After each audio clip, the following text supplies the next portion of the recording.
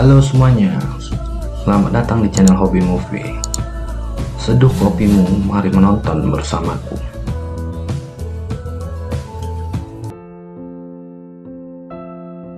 Forgotten adalah film psikologikal thriller garapan sineas Korea Selatan yang menyajikan cerita dengan alur yang sulit ditebak. Film ini mengisahkan kasus pembunuhan yang tersimpan dalam memori seseorang yang kehilangan ingatan. Film ini menceritakan tentang seorang pemuda yang pindah ke rumah baru dengan keluarganya. Dia menderita hipersensitivitas, tapi melalui pengobatan ia dapat hidup dengan normal. Pada suatu malam, Song Jin-soo melihat saudaranya dipaksa masuk ke sebuah mobil van oleh sekelompok orang. Setelah 19 hari tanpa kabar, Yosuk kembali ke rumah. Namun ia tidak ingat apapun mengenai saat dia hilang. Meskipun begitu, Jin-soo menyadari perubahan di kepribadian dan kebiasaan kakaknya dan mulai menyadari orang yang kembali bukanlah kakaknya.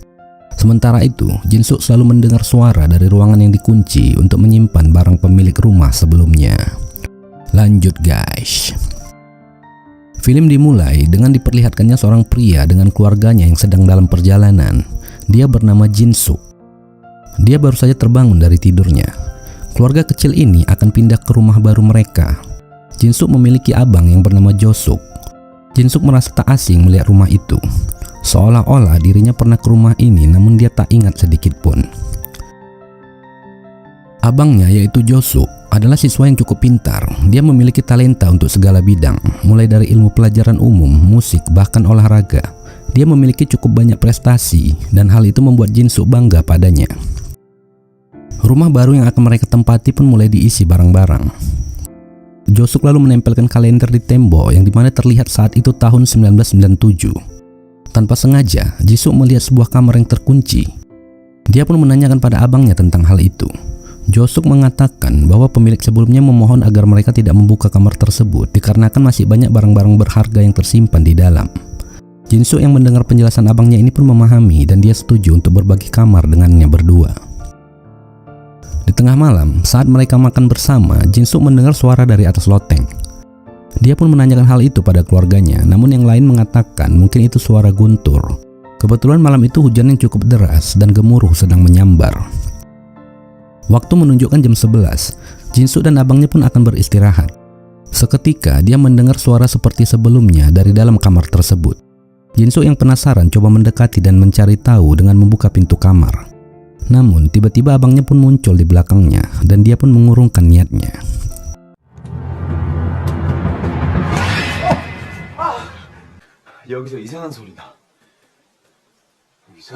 Jin-suk mengadukan hal tersebut. Namun Jo-suk mengatakan bahwa dia tak mendengar suara apapun dari dalam. Dia menganggap adiknya ini berhalusinasi. Seketika dia pun mengajaknya pergi keluar untuk menenangkan diri. Jo-suk dihubungi ayahnya dan diminta untuk pulang sebentar ke rumah. Dia lalu menyuruh adiknya ini untuk menunggu sesaat. Di saat jalan pulang, Jo-suk bertemu dengan sekelompok orang dan coba menculiknya. Sementara adiknya yang jalan perlahan melihat kejadian itu, dia pun berlari mencoba menyelamatkan abangnya. Namun para penculik itu sudah bergerak cepat dan kabur, yang membuat Jin-suk tak mampu mengejar mereka. Namun dia sempat melihat plat mobil itu. Dia pun bergegas memberitahukan hal tersebut kepada orang tuanya. Keesokannya, dua orang polisi coba menanyai Jin-suk tentang kejadian tadi malam. Dia pun menceritakan dan memberitahukan plat mobil yang menculik abangnya. Namun polisi-polisi ini mengatakan bahwa banyak plat palsu yang digunakan orang-orang dan plat yang dikatakannya itu tidak terdaftar secara resmi. Begitupun, polisi ini berjanji akan menyelidiki tentang penculikan itu. Berhari-hari tidak ada kabar dari Jo-suk. Hingga hari ke-19, akhirnya abangnya ini pun pulang ke rumah mereka. Jin-suk yang melihat abangnya sudah pulang dengan selamat pun senang menyambutnya. Namun Jo-suk tidak mengingat apapun tentang penculikan dirinya. Satu-satunya cara agar ingatannya kembali adalah menunggu waktu yang akan mengembalikan ingatan tersebut. Jin-suk tak terlalu memikirkan hal itu. Baginya yang penting abangnya sudah kembali dalam keadaan baik. Di tengah malam, Jin-suk terbangun dari tidurnya dan melihat Jo-suk tak ada di kamar. Dia mengira abangnya ini mungkin sedang ke toilet. Pagi pun tiba. Kedua orang tua mereka pun sedang pergi. Ibunya meninggalkan catatan yang ditempel di pintu kulkas bahwa dia sudah memasak untuk mereka berdua. Jin-suk yang memiliki penyakit seperti biasa akan meminum obatnya. Namun obat itu tanpa sengaja terjatuh dan masuk ke bawah lemari. Namun saat Jin-suk ingin mengambilnya, Jo-suk pun muncul. Akhirnya dia lupa meminum obatnya. Lalu dia menanyakan pada abangnya ini kemana dia tadi malam. Josuk mengatakan bahwa dia tidak kemana-mana. Padahal dia mendengar abangnya membuka pintu kamar. Josuk mengatakan bahwa adiknya ini sedang bermimpi. Dia yang mendengar jawaban abangnya itu pun cukup heran, namun dia tak memperdulikan hal tersebut. Di tengah malam, Jin-suk sudah tertidur di meja belajarnya. Seketika Josuk ingin menusuk matanya dengan pensil, namun hal itu tak jadi dia lakukan. Lalu abangnya ini pun keluar kamar dan pergi. Sesaat Jin-suk pun mengikutinya dari belakang. Dia sudah mulai curiga kepada abangnya ini karena tingkahnya yang aneh dan tidak seperti biasa. Sampailah Josuk berhenti di sebuah gang dan berjalan ke dalam. Dengan hati-hati Jin-suk membuntutinya. Hingga tibalah di ujung. Dia melihat Josuk berbicara dengan beberapa orang pria yang tak lain adalah polisi yang menanyai Jin-suk tentang penculikan abangnya tersebut. Lalu Josuk naik ke atas. Jin-suk pun kehilangan jejaknya dan sesaat inilah yang terjadi.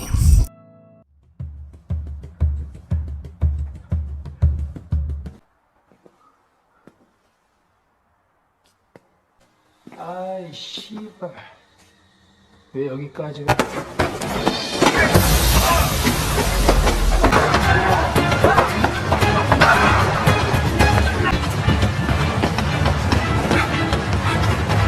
Dia pun dikejar oleh mereka. Namun Jin-suk berusaha untuk kabur hingga dia berhasil bersembunyi dan tiba-tiba Josuk muncul di belakangnya dan membuatnya pingsan.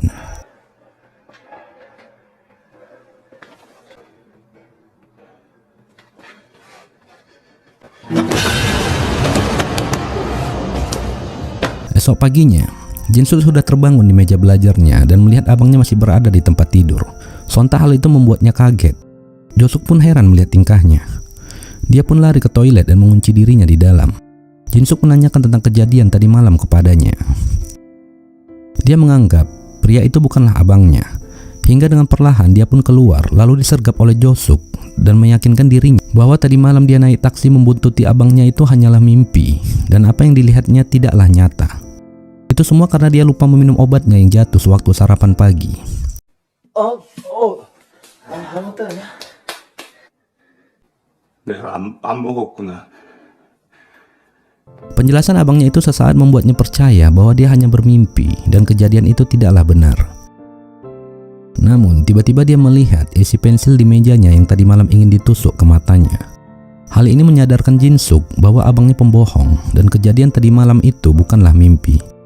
Juga sewaktu abangnya meyakinkannya, dia tidak ada mengatakan bahwa dia naik taksi tadi malam. Namun mengapa abangnya ini tahu soal itu? Kemudian, dia pun memberitahu ibunya soal kejanggalan ini. Rencananya, nanti malam jika Josuk keluar kamar, maka dia akan membuntutinya seperti sebelumnya. Saat malam tiba, Jin-suk yang turun dari loteng tanpa sengaja mendengar ibunya sedang menelpon ayahnya. Dia mendengar percakapan ibunya ini bahwa rahasia mereka sudah mulai terbongkar. Dia mengatakan pada suaminya bahwa Jin-suk sudah mulai mencurigai tingkah Josuk. Banyak kejanggalan-kejanggalan yang dilihatnya. Di sini Jin-suk cukup kaget karena ibunya juga terlibat dalam hal itu. Ada rahasia besar yang mereka sembunyikan darinya. Seketika ibunya seperti mendengar suara kaki melangkah. Dia pun memastikan bahwa Jin-suk sudah tidur di kamarnya dan tidak mendengar percakapan dia dengan ayahnya. Jin-suk pun kalang kabut dan bergegas untuk masuk ke kamarnya melalui jendela. Dan sesaat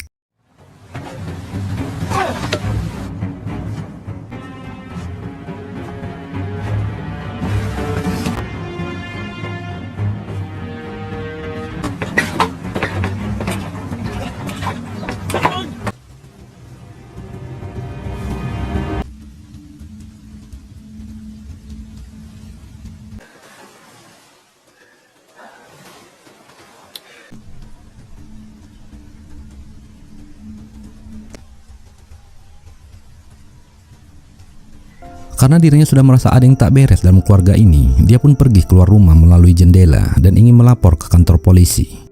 Seketika dia bertemu dengan ayahnya yang baru saja sampai di rumah. Jin-suk pun dikejar oleh anggota mereka dan hampir saja tertangkap. Namun seseorang tanpa sengaja muncul dengan motor lalu menabrak pria itu. Kesempatan itu digunakan Jin-suk untuk masuk ke kantor polisi yang sudah tak jauh dari posisinya. Jin-suk melaporkan hal itu yang dimana dirinya selama ini dikurung oleh mereka. Dia mengatakan bahwa mereka bukanlah keluarga aslinya, melainkan orang yang berpura-pura sebagai keluarganya.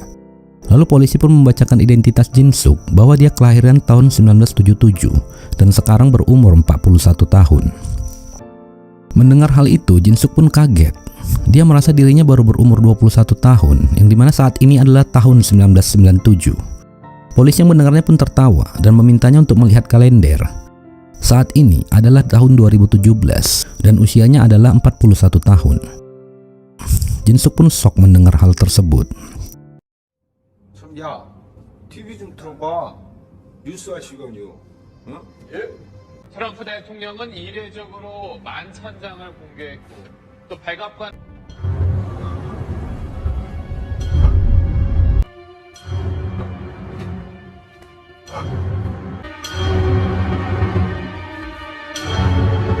Seketika, dia pun pulang yang dimana Jo Suk, ayahnya dan ibunya sudah berkumpul.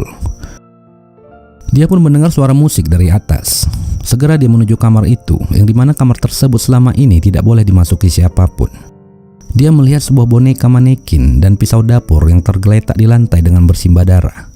Piano juga terlihat di ruangan itu. Jin Suk tak mengetahui apapun, hingga seketika muncullah Jo Suk dan kedua orang tuanya menjelaskan apa yang sebenarnya terjadi. Kita pun dibawa kembali ke belakang, yang dimana kejadian pembunuhan ibu dan anak terjadi sekitar tahun 1997 di sebuah rumah. Bertahun-tahun polisi tak menemukan siapa pembunuh tersebut, hingga orang-orang pun sampai melupakan kejadian itu. Namun dari pihak keluarga korban yang belum menerima dengan ikhlas, ingin menginvestigasi ulang dan mencari siapa pembunuhnya. Setelah 4 tahun berlalu sejak kejadian, mereka pun menemukan pembunuh tersebut. Dia pun dipukuli dan diinterogasi untuk mengakui perbuatannya, namun dia sama sekali tidak mengaku bahwa dirinya telah melakukan pembunuhan. Hal itu membuat pihak keluarga heran dan meragukan apakah orang ini benar-benar pelakunya, hingga didatangkanlah pakar hipnotis yang sebelumnya bekerja di kepolisian. Dia menjelaskan bahwa pria ini benar-benar sudah kehilangan ingatannya, yang dimana periode potongan masa-masa sulit di tahun itu benar-benar dihilangkannya dari memorinya. Dengan kata lain, dia menderita amnesia disosiatif. Untuk mengembalikan ingatan tersebut, maka dirinya harus dihipnotis dan hal-hal yang membuatnya bahagia harus direka ulang dalam kehidupannya, yaitu sejak kejadian sebelum pembunuhan tersebut dilakukan. Dan juga dia harus diberi obat yang harus dia minum secara rutin. Mereka juga harus membawanya untuk melewati terowongan, yang dimana setiap terowongan tersebut mundur setahun ke belakang, dan juga mengingatkannya pada masa-masa yang sudah dia lewati. Ibu ini berpura-pura menjadi ibunya Jin Suk dan pakar hipnotis juga berakting menjadi ayahnya. Mereka mulai dengan perjalanan Jin Suk dan keluarganya di tahun 1997 untuk melihat rumah baru mereka. Itulah mengapa kita disuguhkan di awal film Jin Suk berada di dalam mobil dengan ketiga orang ini.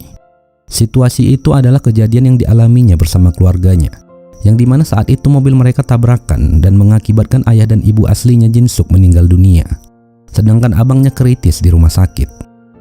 Orang-orang ini sudah merencanakan semuanya. TKP disetting ulang persis seperti tahun 1997, yang dimana Jin Suk membunuh ibu dan anak tersebut tepat di kamar itu. Pria yang berpura-pura menjadi abangnya ini mengetahui bahwa Jin Suk sudah curiga kepadanya dengan banyak kejanggalan yang dia lihat sedari awal. Pria ini menjelaskan semuanya kepada Jin Suk dengan tujuan mengembalikan ingatannya. Namun orang ini tetap tak ingat dan tak mengakui dirinya sudah melakukan pembunuhan. Hingga dia yang merasa terancam pun melompat dari dalam mobil dan melarikan diri.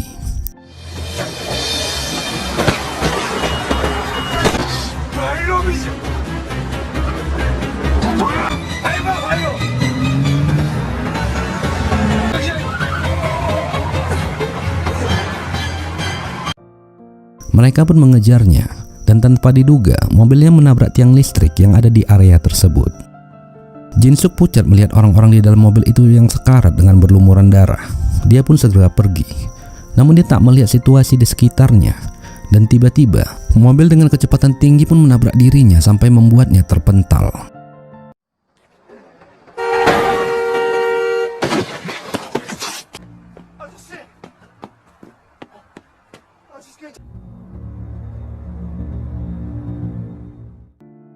Dia pun terkapar di rumah sakit.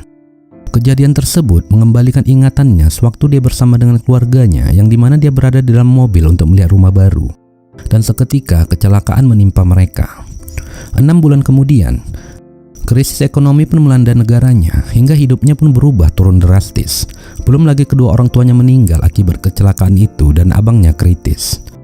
Berbulan-bulan dia mencari pekerjaan namun tak mendapatkannya. Seketika, dokter yang menangani Josuk berkata bahwa abangnya harus dioperasi sebelum terlambat. Hal itu membuat Jin-suk stres berat, di mana dia yang tak memiliki biaya dan hidupnya sudah terpuruk. Suatu hari, dia mendapat pesan dari seseorang misterius yang akan memberikannya uang dalam jumlah besar, yang dimana dia diminta untuk menjadi pembunuh bayaran. Jin-suk yang tak tahu lagi harus berbuat apa untuk menyelamatkan abangnya sendiri akhirnya menyetujui pekerjaan itu. Dia pun diberikan alamat orang yang akan dibunuhnya, seorang ibu rumah tangga dengan memiliki 2 orang anak. Dia meminta Jin-suk agar hanya membunuh ibu rumah tangga tersebut dan jangan melukai kedua anaknya. Dengan perlahan, dia pun masuk ke rumah itu. Dia coba mengintip ke dalam kamar mereka. Terlihat ibu dan anaknya yang kecil sudah tertidur. Seketika hatinya pun tak tega untuk melakukannya. Jin-suk pun beranjak pergi. Tiba-tiba ibu tersebut terbangun yang mengira Jin-suk adalah suaminya. Dia pun coba memanggilnya.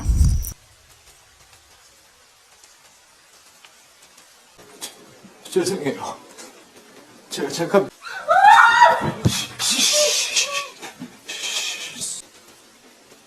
소리 지르지 마세요. Namun tak disangka anak perempuannya turun dari atas loteng. Melihat orang asing dalam rumahnya dengan membawa pisau, anak perempuan ini pun menjerit. Hal itu membuat Jin-suk panik, begitupun dengannya. Jin-suk memintanya agar jangan berteriak. Namun karena ketakutan, perempuan ini pun berlari ke atas dan akhirnya inilah yang terjadi.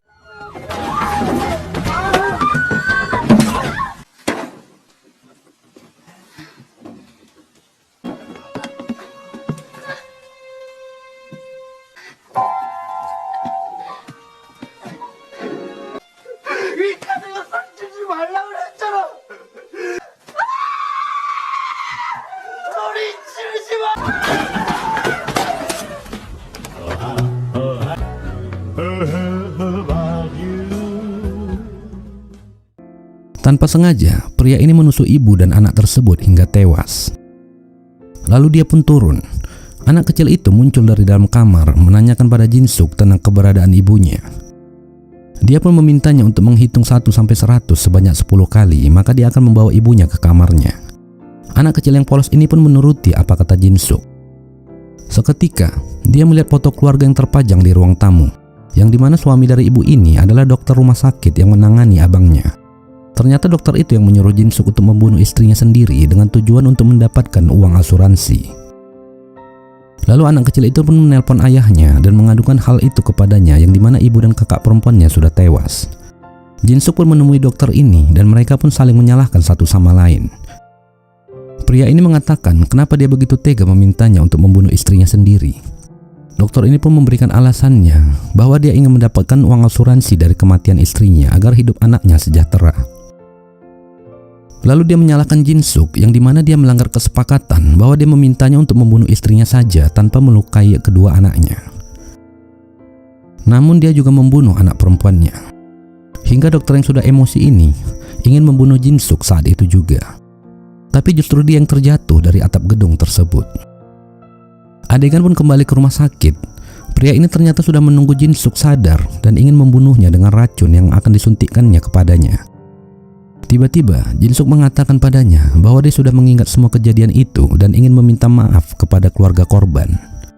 Mendengar hal itu, pria ini pun coba menanyainya apakah suami dari wanita tersebut yang menyuruh Jin-suk berbuat kejam seperti itu. Namun dirinya mengatakan bahwa itu adalah kemauannya sendiri. Ternyata pria ini adalah anak kecil yang dibiarkannya hidup di saat malam kejadian pembunuhan di rumah itu. 우리 아버지가 시킨 거냐고! 시킨 거야? 나 없는 거야.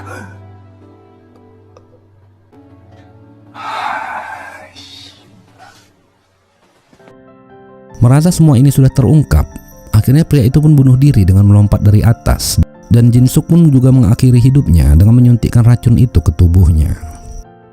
Di akhir film, kita melihat bahwa sebelum kecelakaan yang menimpa keluarga Jin-suk, ternyata tanpa sengaja dirinya bertemu dan berbicara kepada anak kecil tersebut.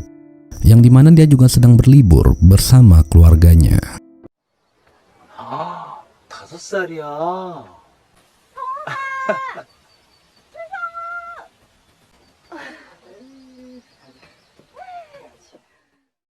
Film pun selesai.